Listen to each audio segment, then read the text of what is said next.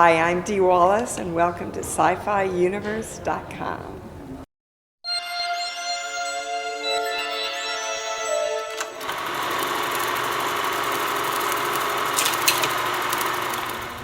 Oh, it was lovely working with Wes. I really loved working with Wes Craven.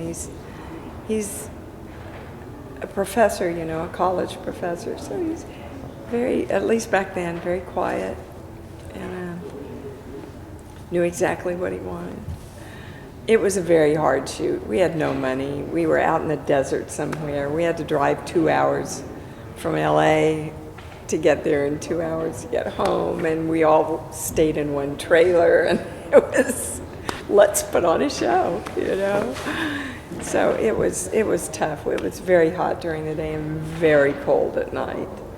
But it's still a cult classic, so there you go. You don't have to have a lot of money to make a long, successful film. Yeah. And have you seen the remake by Alexandra? I liked ours better. I mean, I am a fan of the true horror film, where things build and there's a story, more of a story, and you have more time to invest in the character development. And I think a lot of what we call horror films today are actually slasher movies. And there's a place for slasher movies, but they're not really horror films.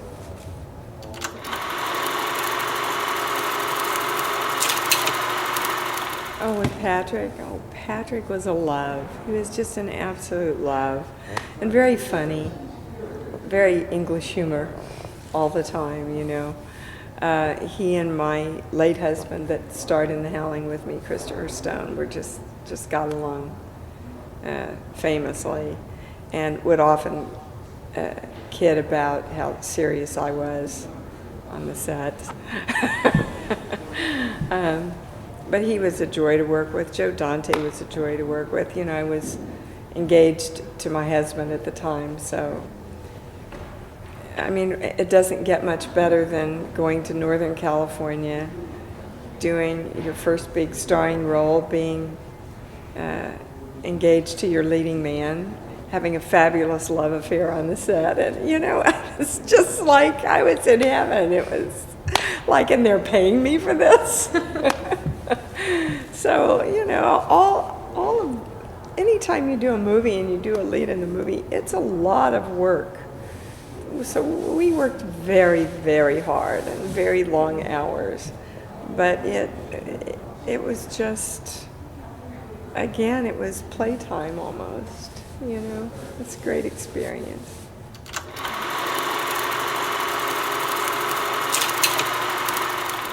My method is to not think and not work on it a lot, and learn the lines, and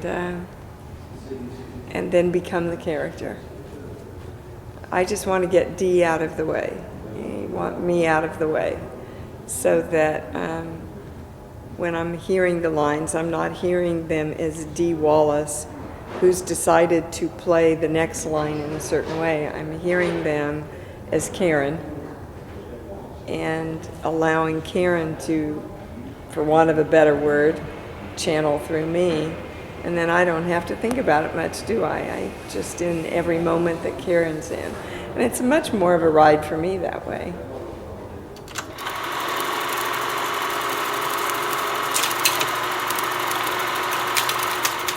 I think E.T. at that moment was a culmination of my success.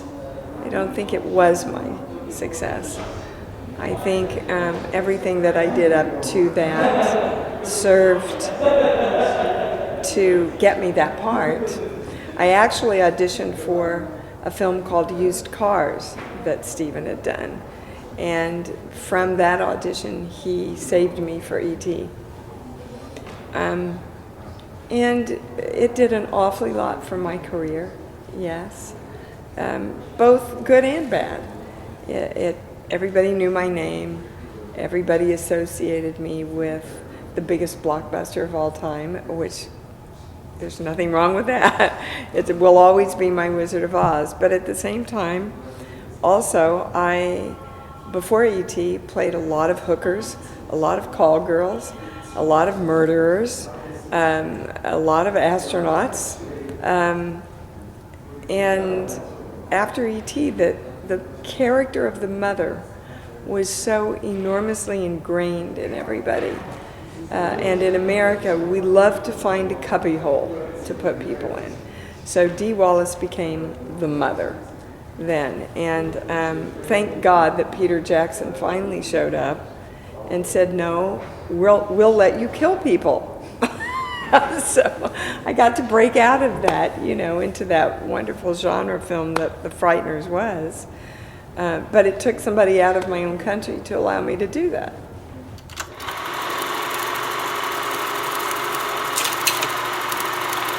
Oh, sure. Well, first of all, there were 5 dogs in Cujo, and they were all trained to go after toys. So the director would get everything ready on the set, Louis Teague, who was amazing, and we would all be ready, and they'd roll action, and then the trainer, Carl Miller, would go, dig for that toy. And the dog would go crazy and bonkers, and start digging and growling and barking, you know. But it was a big game because they were all just going after a toy. So from their waist up, they looked terribly ferocious. From their waist down, their tails were wagging all the time. So we had to actually tie their tails down with fish wire so you couldn't see their tails wagging because it was just playtime for them.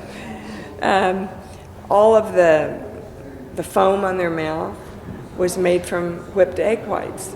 So we had to shoot right away as soon as they put the egg whites on, otherwise they would lick the egg whites off, you know.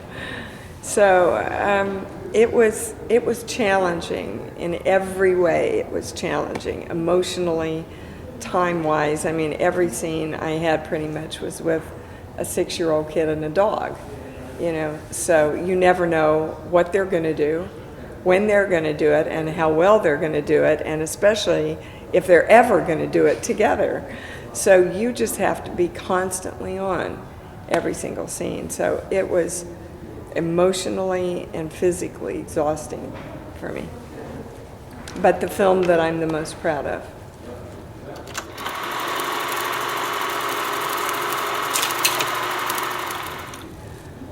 Well, how do you play the fear of anything, you know? I mean, I never had a werewolf in The Howling, ever. All of that was put in way after I filmed anything, you know?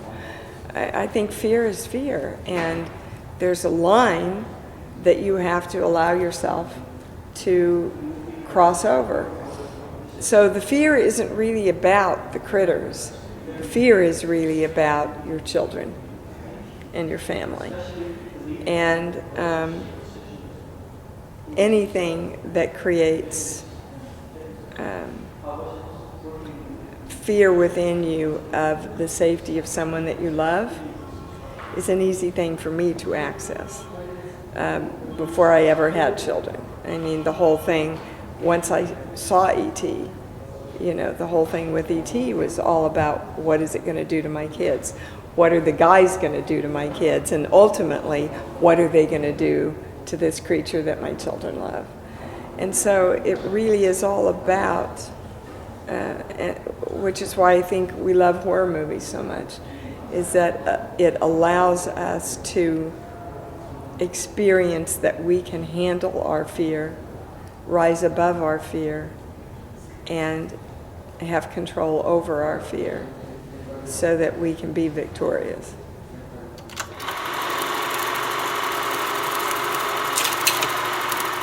Oh, Joe. Joe's an amazing guy, beautiful, down-to-earth friend. I mean, we're friends. I would always love to work with Joe. Actually, Joe really wanted to work with Chris, and in that particular part, Christopher, my husband that I was married with, and said, well, I'd love to have you guys come do it as a couple. So, of course, you know, we loved to work together. So that's really how that came about. But I would work with Joe anytime Joe called me.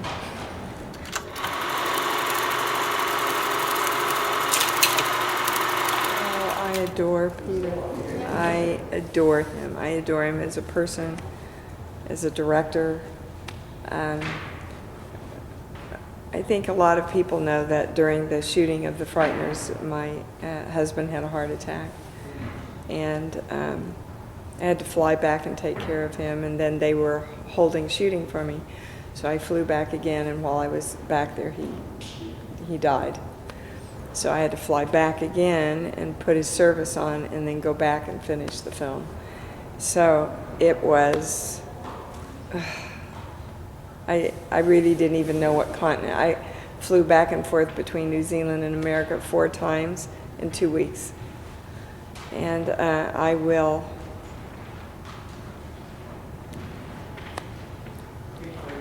always love them for taking care of me. You're right. I'm sorry. No, it's a good thing to love and appreciate people and remember that. Yeah. And my daughter, they took such good care of my daughter. We can talk about something. No, that's fine. I love him as a director and a person. I love New Zealand. I love I just loved it. It was such a dichotomy for me, you know, because I loved being there and doing so much what I did, and yet personally there was so much tragedy during that time.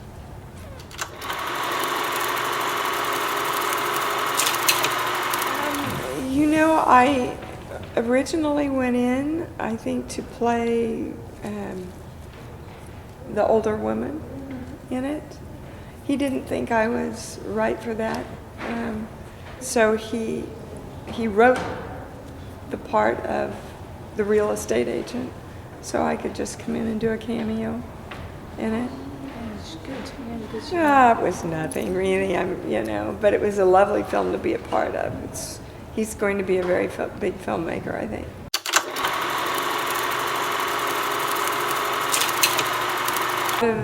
These have been on the boards now, for a year. We're hoping that they all come through. I'm waiting. I just booked a project. I haven't finished the contract yet, so I can't really talk about it, but I'm supposed to shoot it when I get back. And I've done a part in a mid-season replacement that I'm really hoping takes off. But you just juggle everything. I'm finishing my 3rd book, finishing the rewrites on it. I went back to teach a master class of my studio because so many of my students asked me if I would teach again. I do extensive healing all over the world, usually 3 or 4 privates over the phone a day. So I'm just juggling a lot of things that I really, really love to do. And I think, that's the key, that whatever you do, if you do it with joy and passion, then you have the energy and the talent to do a lot of different things. If, on the other hand, your perspective is, well, I have to friggin' do this today, or I have to go do that to make more money, or, then your energy gets depleted, the joy goes out of it, and then the work falls off. Is there one of this project that you care more than the others, or you are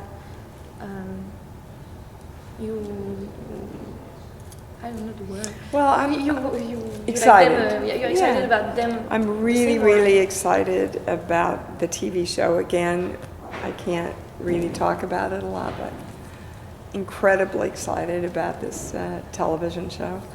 And a friend of mine is just finishing writing a movie for me, and it's about an older woman at the end of her hooking career who's a drug addict, and a love story between she and a trucker.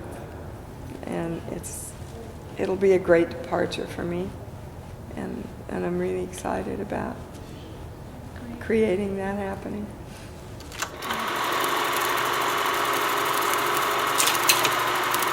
You know, and I think, truthfully, if people love me for my career and my characters, they love me for my truthfulness, because I really do